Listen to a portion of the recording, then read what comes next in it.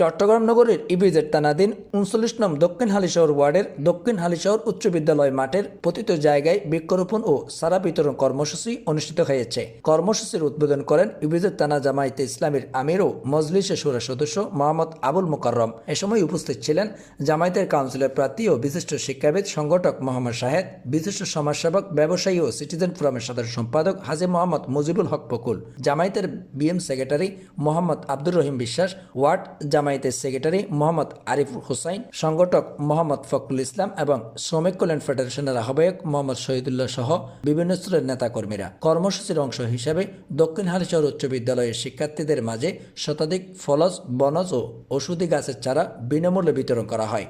অনুষ্ঠানে বক্তারা বলেন, পরিবেশের ভারসাম্য রক্ষা, বনজ সম্পদ বৃদ্ধি এবং জলবায়ু পরিবর্তনের বিরূপ প্রভাব মোকাবিলায় প্রতিটি খালি জায়গায় অন্তত একটি করে গাছ লাগানো প্রয়োজন। তারা সবাইকে বৃক্ষরোপণের পাশাপাশি গাছের নিয়মিত পরিচর্যা করার আহ্বান জানান। বক্তারা বলেন, গাছ পরিবেশের রক্ষা, প্রাকৃতিক দুর্যোগের প্রভাব কমানো এবং অক্সিজেনের সরবরাহে গুরুত্বপূর্ণ ভূমিকা পালন করে।